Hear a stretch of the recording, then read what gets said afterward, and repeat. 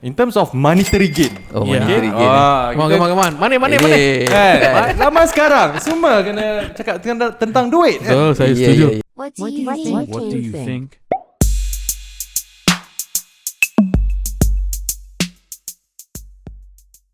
So monetary gain kan, based on your own experience, sebab Al Jazura bukan sahaja ada LinkedIn yang ramai follower, okay, tetapi mengajar orang bagaimana nak membina kerjaya or even membina bisnes menggunakan platform LinkedIn ni sendiri. Betul. Okay. So ramai orang nampak macam it's very difficult lah untuk kita monetize. Orang nampak, persepsi orang. Compare dengan kita buat TikTok live. Kan, dapat minta gift kan. Sekarang ni viral tahu tak the trend NPC tu. Tak tahu. Thank you for your heart. Oh, okay. Betul lah, dia keluar kat situ kan. Mengarut betul. Tapi dapat duit. Ya, betul. Orang ni dapat sampai 1,000, 2,000 sehari. Yeah. Ada sampai RM10,000 sehari. Macam ridiculous kan. So you nampak monetary gain kat situ. Betul. So that's where when there's money, itulah hala tuju orang ramai. So LinkedIn ni, sebab orang tak nampak tau, LinkedIn ni orang buat duit pun orang tak nampak, very professional. Based on your own experience mengajar student-student ni, in term of monetary gain, ada duit ke dalam LinkedIn ni? Ataupun bagi contoh. Sebenarnya macam lubuk emas lah. Okay, kenapa lubuk emas? Lubuk emas? Cuba cerita kat Urwan ni supaya Urwan pun nak Mana?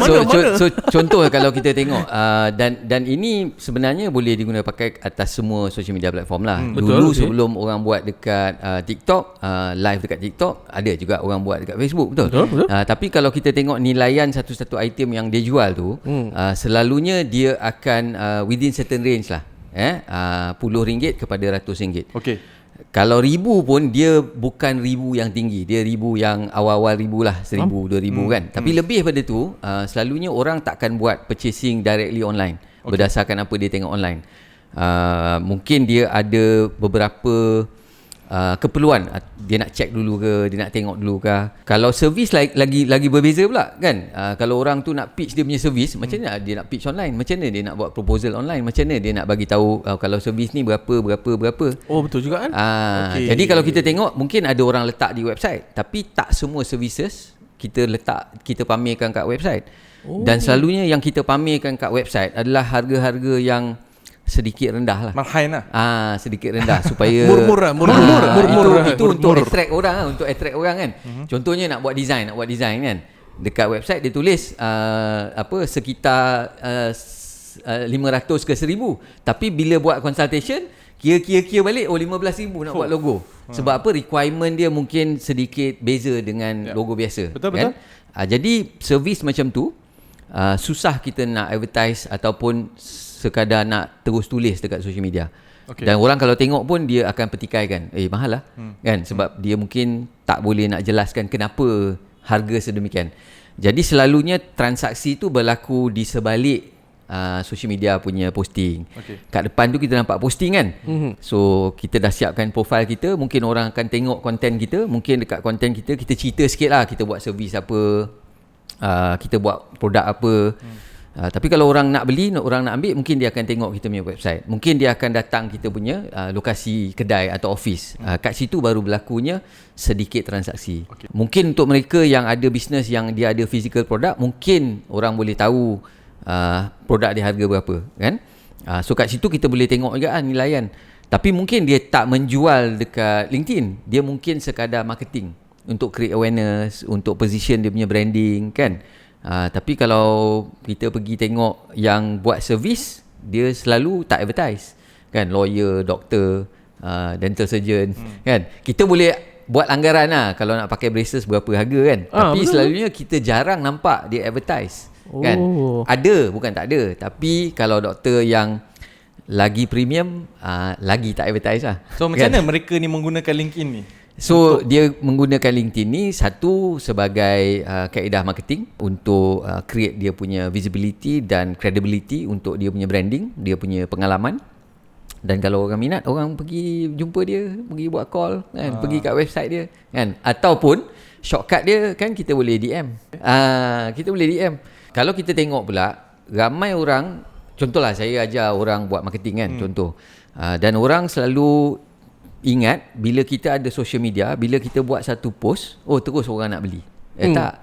Sebenarnya dia ada dua kan. Dia ada inbound marketing, dia ada outbound marketing. Oh, yo technical sangat tu. Inbound maksudnya masuk dalam kan. Outbound tu kita push keluar. Oh, okay. So inbound tu kita advertise, orang call kita. Outbound tu kita call orang.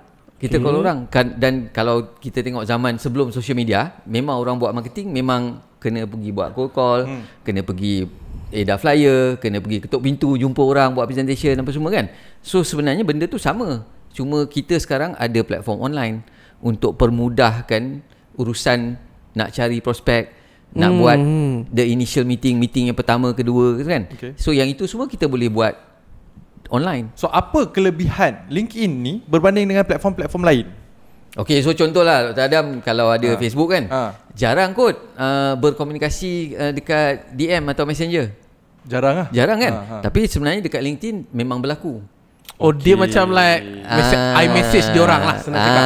Regularly message dekat checkbox tu. Betul. So, tapi sebelum tu janganlah spam jangan tengok video ni lepas tu korang semua connect dengan orang terus spam kan. Kalau saya ada servis sekian terus spam. Itu pun ada juga orang buat spam macam tu. Ada juga. Masih ada kan. Walaupun benda tu dah cerita banyak kali dah kan. Ramai juga orang masih buat.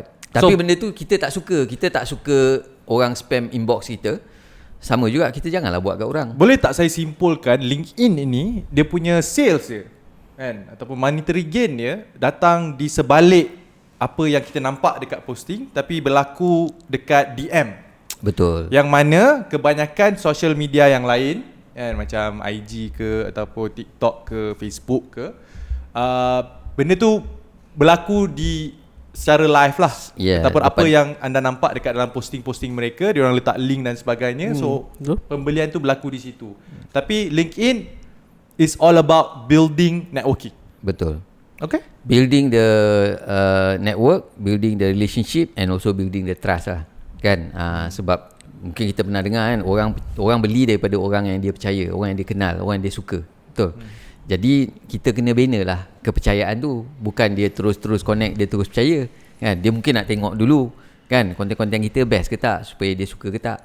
Kemudian dia percaya kat kita, mungkin dia DM kita atau mungkin kita DM dia kan. So benda yang tu tak semestinya transaksi berlaku atas talian. Ada yang berlaku, saya pun ada, student saya pun ada. Tapi ada juga yang kita DM untuk kita buat meeting kat luar lah. Kita go offline lah kan. Kita kenal online, kita bersembang online, lepas tu kita sambung conversation atau perbualan tu offline kan. Kita ajak keluar. Sebab tu kalau kita tengok dekat LinkedIn ni kerap berlaku. Kawan-kawan dekat LinkedIn ni dia orang selalu buat gathering kat luar. Memang itu dia kenal amalan biasa dia orang lah. Amalan biasa kan. Tapi kita jarang tengok benda ni berlaku dekat TikTok contohnya kan. Saya betul jarang berlaku lah. Mungkin sombong kot. Sorry. Saja. Bukan saya. Baru ni adalah influencer besar dia buat confirmation apa semua kan. Tapi itu pun setelah lama kan. Tapi dekat LinkedIn dia selalu berlaku. Tapi kalau saya spesifik dalam dunia YouTube pun susah lah nak jumpa all this community yang baru nak up.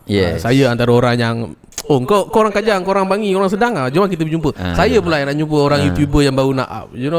Nak cakap yang rare lah. So LinkedIn adalah amalan biasa lah. Biasa. Jumpa and then baru berbual all the prospect. Sebab salah satu function ataupun kita boleh connect dengan orang kan. Dan orang tu kita boleh pilih. Bila kita dah siap profile kita, algoritma LinkedIn tu boleh baca dan dia akan recommend orang-orang yang mungkin kita nak follow, mungkin kita nak connect. Sama ada dari universiti yang sama. Sebab dalam kita punya profile tu, ada bawah satu section tu kita letak kita punya education experience. So bahagian education tu kalau kita masukkan universiti kita yang tersenarai dekat situ, algoritma tu akan baca dan dia akan recommend ini orang-orang yang belajar dekat sini. Mungkin you nak connect dengan diorang. So are you saying apa-apa yang kita update dekat profile kita, all our alma mater kita, sekolah kita, whatnot, akan mempengaruhi the reach yang kita dapat lah. Betul. Contoh connection yang kita nak lah. Mungkin follower dia tak sebanyak TikTok or whatnot, tapi is a targeted connection yang kita nak. Betul. Dia networking lah. Dia networking. Kalau ya betul, dia networking lah. Jadi sebab kita ataupun memang LinkedIn memang positionkan platform dia sebagai satu platform untuk networking. Jadi apa yang berlaku, orang networking online kemudian dia bawa offline. Sebab traditionally kita buat networking offline kan. Jadi benda tu memang sampai sekarang pun saya nampak berlaku jugalah. Baik dekat Malaysia, baik dekat overseas, selalu je orang-orang LinkedIn creators ni kita panggil, selalu je dia orang buat session di luar. So itu antara salah satu benda yang best lah. That's a good culture lah kalau tanya saya. I think you guys YouTuber, TikToker ni boleh buat benda sama. Jangan sombong. Tolong